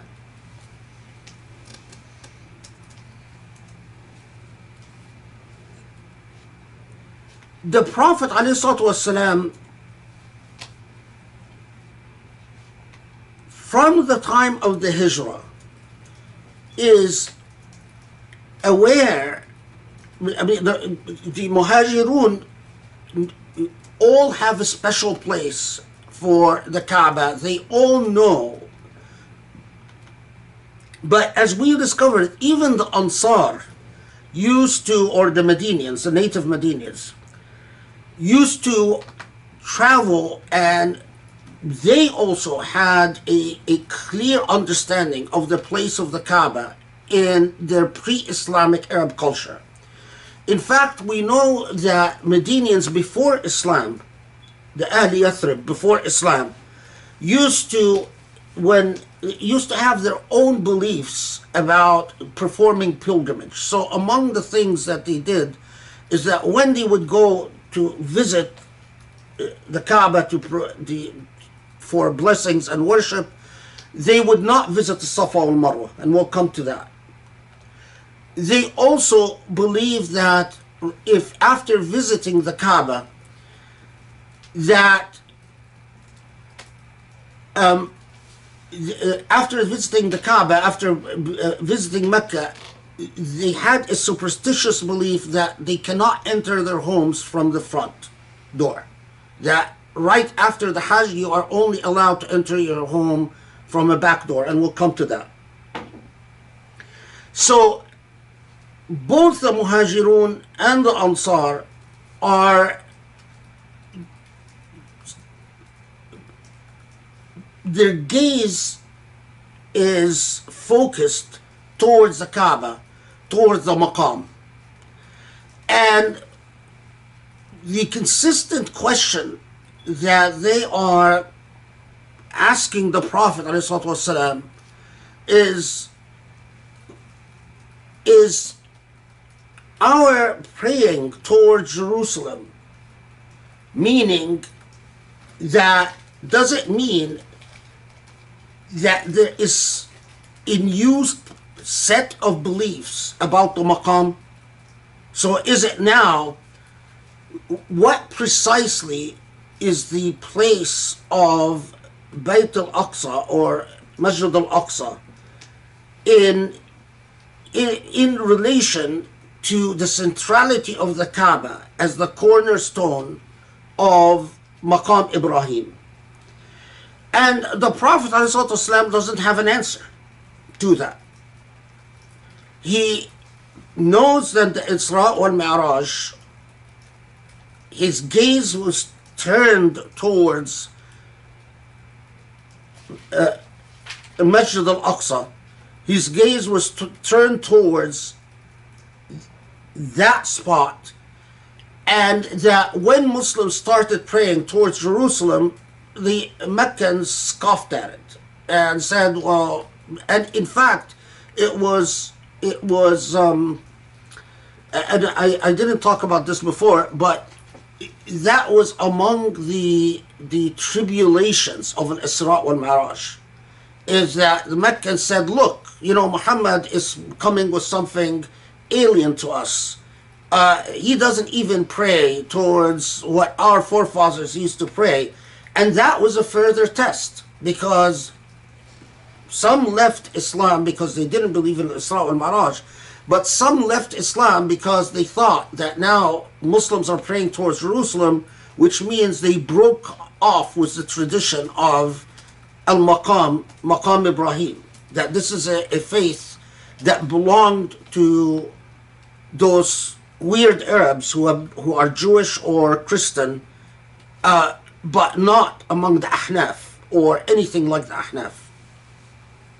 Or the Sabi'ah, because the Sabi'ah also pray towards Mecca. So, what's interesting is that trial, although the questions keep reoccurring even after the Hijrah, well, so we long to visit the Kaaba, we long to go around the Kaaba, but we pray towards Jerusalem. And why is that? And the Prophet ﷺ doesn't have an answer. And look at the way Allah describes the Prophet's crisis. It's like he is raising his face to the sky, to the heavens, and talking to Allah. And Allah knows what is in his heart. Allah knows that the Prophet is missing Mecca, fully understand what the Quran itself is saying about the Maqam Ibrahim, but he can't answer his people as to why we are now facing towards Jerusalem. So before he is told that you can face towards the Kaaba again, Muslims are reminded twice in Surah Al-Baqarah that don't forget that regardless of whether you face, it's a matter, it's a technical matter that belongs with Allah and Allah alone. But spiritually, morally, what you must keep in mind is that Allah is everywhere. And that the direction of prayer is a separate question from the moral space, the moral question of sacred space. that sacred space is the entire earth and not, as we said last halaqah, not in a church, not in a synagogue, not even in a mosque, not etc., etc. Which, as I discussed last time, is this egalitarian revolution in the way Muslims thought about sacred space, because it was completely unprecedented and completely unsettling.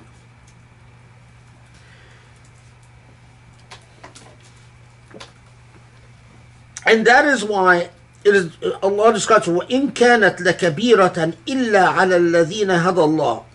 It was a challenge, that question of the Qibla and the whole entire question of sacred space, and that sacred space is not here, not there, but etc. This was a real difficult challenge, except for those who are truly guided. Because I'm in among the because we don't study our history, so I've gotten questions from Muslims who have read Islamophobic material, and of course, they come and say, well, isn't it true that the Prophet, they used to, Muslims first pray towards Jerusalem, but then when, etc., then they change, and this means that, just the off the cuff type of conclusions that come from lack of reading, lack of study, lack of investigation. So that's why I'm covering this material. Okay.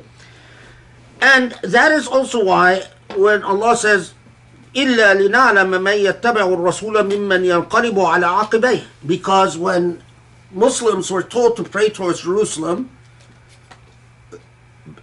there were those who said, oh no, that's a deal breaker. Pray towards Jerusalem, that means we're not oriented towards the house of Ibrahim, we're not going to follow that. Okay. But we go to وَكَذَلِكَ جَعَلْنَاكُمْ أُمَّةً وَسْطًا لِتَكُونُوا شُهَدَاءَ عَلَى النَّاسِ. Okay. So we've made you a ummah wasat, you can translate this as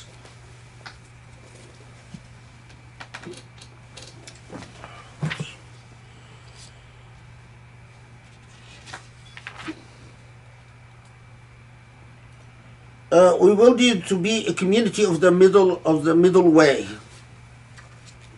Yeah, you can translate this as a middle way, literally middle way, right? And one level of meaning is that you are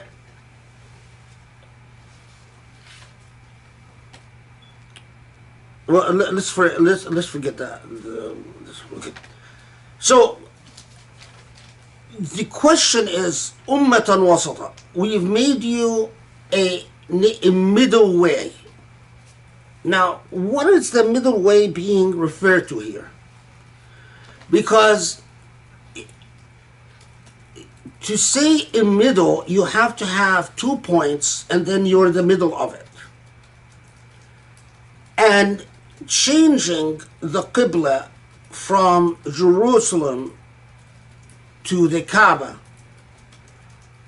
these are 2 points, Mecca and the Quds, 2 points. There is no middle here.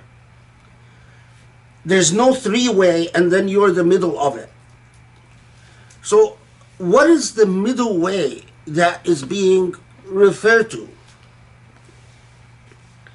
And especially when it then says لِتَكُونُوا شُهَدَاءَ عَلَى النَّاسِ, so that you bear witness. So the literalist who attempted said, well, it means that you are you don't believe, you are unlike the excessiveness of the Jews who believed in a chosen people and in Aziz. And who is Aziz is an interesting question. As some sects said that Aziz is God's son,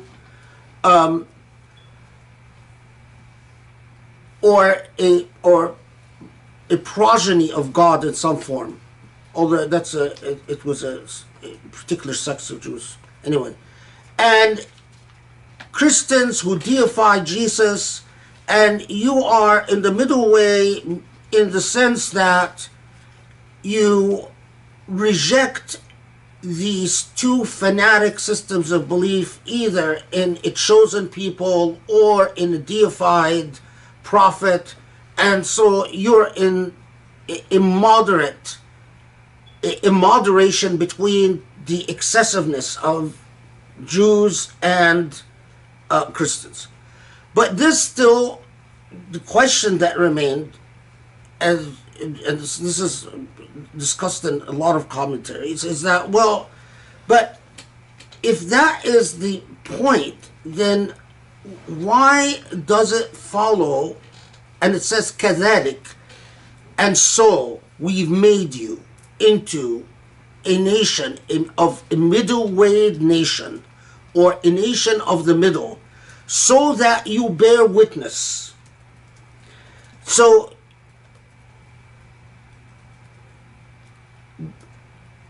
and this gives or unleashes a discussion about what al-wasat is, what that middle is. So among the most repeated is al-wasat is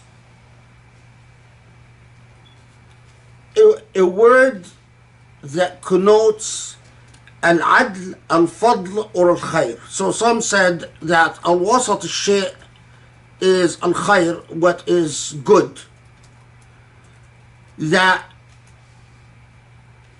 between the scarcity in something and the plenitude of something is the right amount of something, and that's al-khair. That's what goodness is. Al-adl, between justice, is always the accomplishing the equilibrium of something, the equilibrium between possibilities of inequality. Al-fadl, those who argued that al-wasat is a state of al-fadl, argued that wasat al-shay' is a word that connotes wisdom, Hikmah, and that if you say, for instance, tawassattu al-amr, it means that I have attained a true understanding of this matter.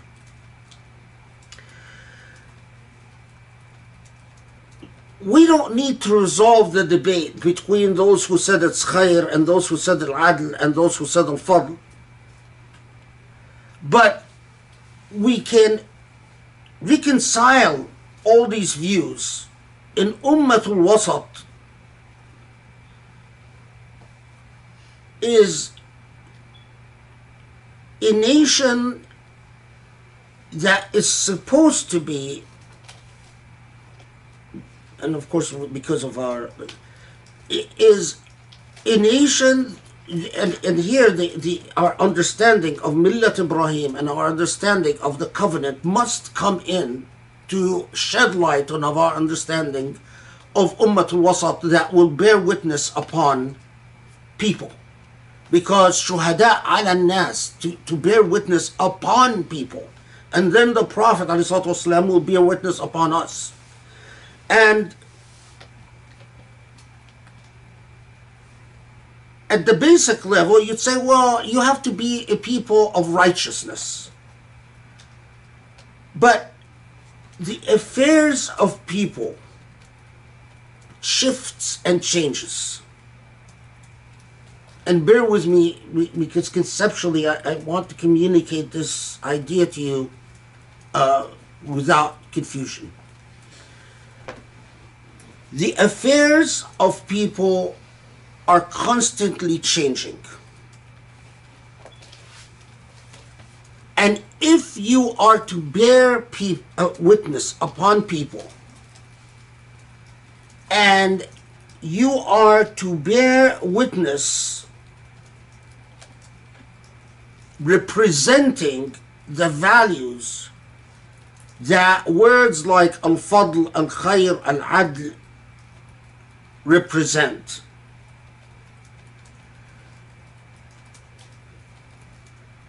then you must always embody what is, as when Allah tells Ibrahim alayhi salam, "La yanalu ahdi al-zalimin," the unjust can't receive my covenant, that you must always bear witness vis-a-vis, in light of the changing circumstances of people,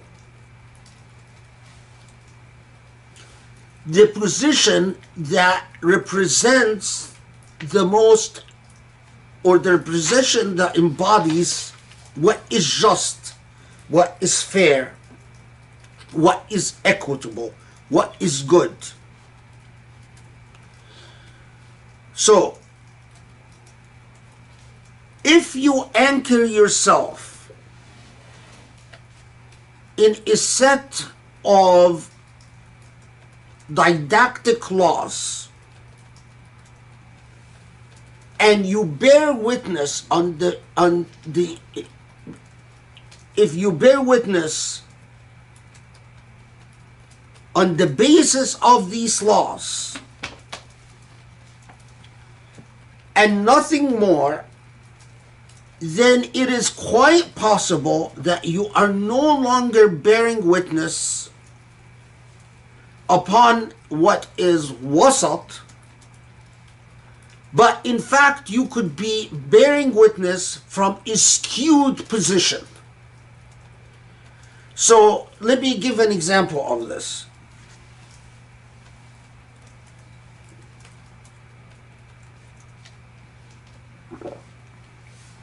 Let's assume we live in an age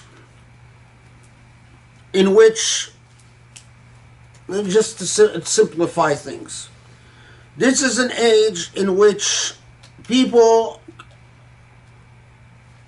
the main means of transportation are donkeys and horses.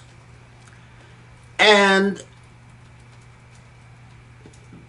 in order for donkeys and horses to move around, they need a certain set of circumstances.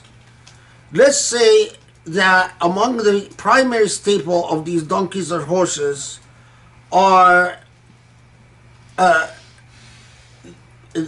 certain things like the pit of dates, and the roads have to be paved in a certain way so that these donkeys and horses, it minimizes friction to their ankles and the type of things that could hurt animals.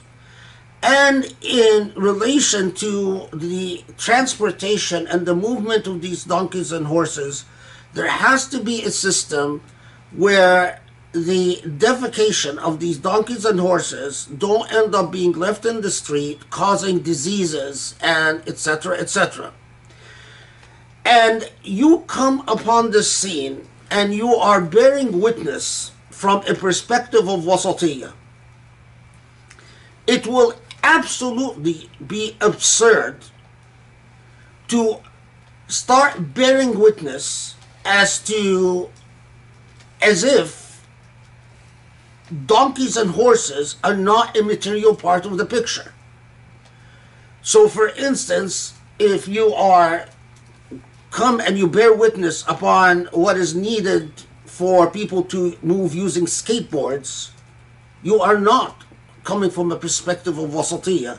You're coming from a perspective of absurdity. your testimony has become absurd. So when Allah subhanahu wa ta'ala comes and says, وَجْعَلْنَاكُمْ أُمَّةً وَسَطًا, Allah is, if wasat, as commentators say, that it is al-fadl wal-khayr wal-adl,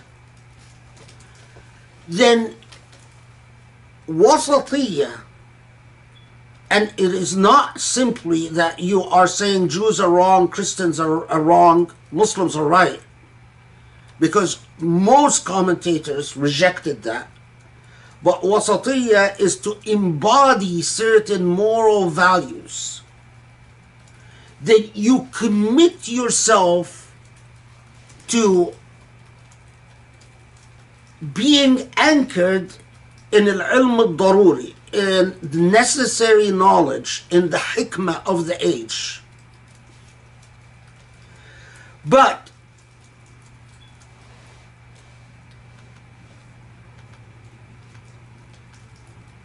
and subhanallah, the one who noticed this is al-Razi. How can you bear witness? How can you bear witness? A witness, for someone to testify, their testimony must be heard, right? So I will testify. There has to be a forum for my testimony to be heard. In order for my testimony to be relevant, I must know what I'm talking about. So if the judge says, well, what do you think this town needs? And the judge is talking about horses and donkeys, and I say, well, what's needed is for the streets to be flooded with water, the judge will say, you don't know what you're talking about. You're talking about something completely different. Get out of here. So your testimony has to be relevant. But also, your testimony cannot be irrelevant in a different way. And that is because you're not important enough to testify or be heard. In other words, that your testimony cannot be simply suppressible. Well, your opinion doesn't matter. So, when Allah says your ummah is there to bear a moral charge, the moral charge is to testify as to al-wasat. And the wasat, as we said, is al-khayr, wal-fadl, wal-adl.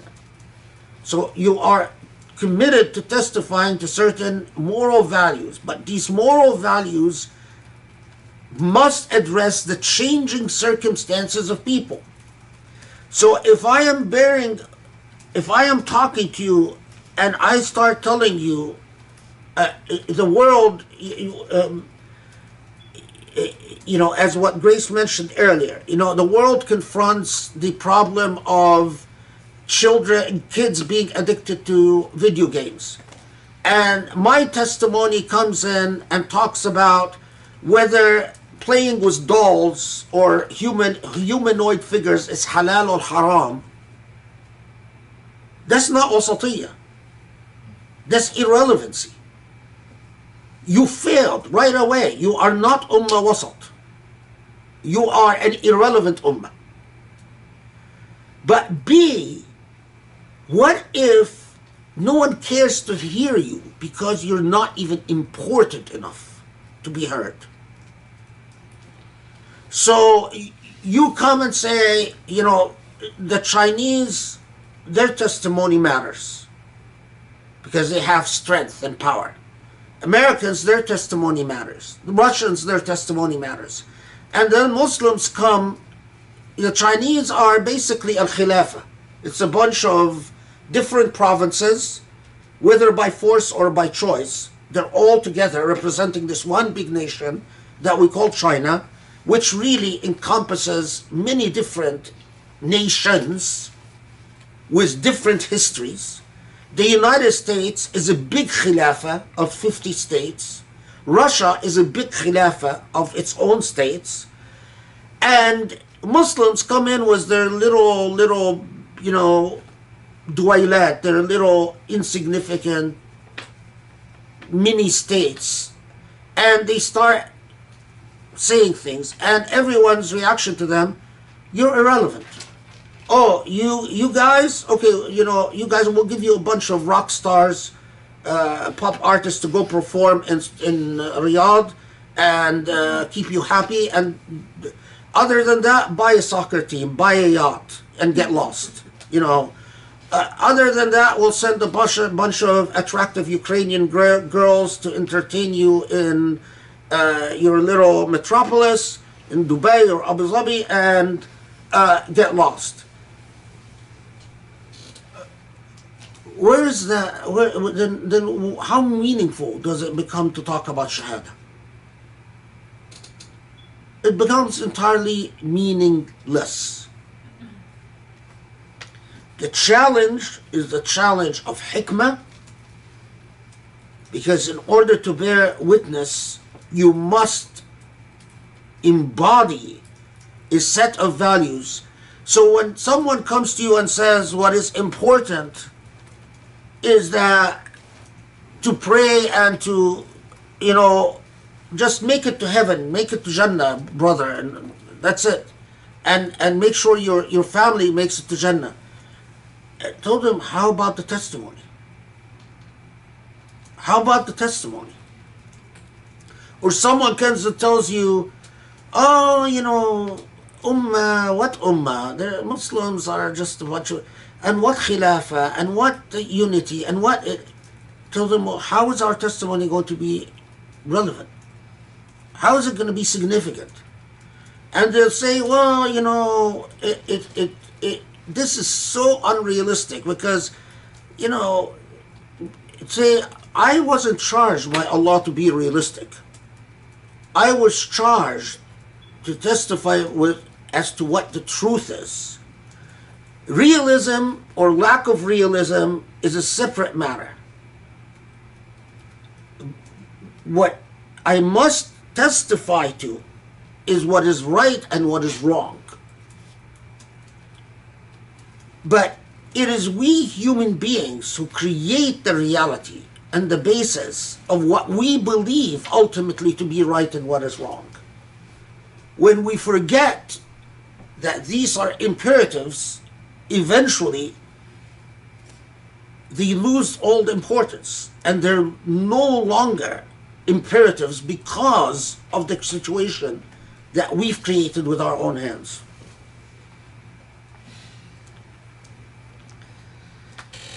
Okay. What time is it? Well, okay. It's 9:07 and I have to teach class tomorrow. And this is a very heavy point, so I'm gonna let you leave you to reflect on it and ponder it till Saturday, inshallah, and this is a very good point to stop. I will see, inshallah, all of you Saturday. I have absolutely nothing to say because this was too short. I'm lodging my complaint. I wasn't ready. I didn't prepare. I didn't take notes to like close. And you just told me not to thank you. So, okay, to be continued. This was... It doesn't feel right not to thank you. Thank you. It was wonderful. Alhamdulillah. And so excited to come back on Saturday, inshallah. I know the days pass quickly, so we'll just have to like sit with a cliffhanger. But inshallah. Thank you so much for joining us. Mafaz, don't go away. And inshallah, we will see you again on Saturday, inshallah. Assalamu alaikum. Assalamu alaikum.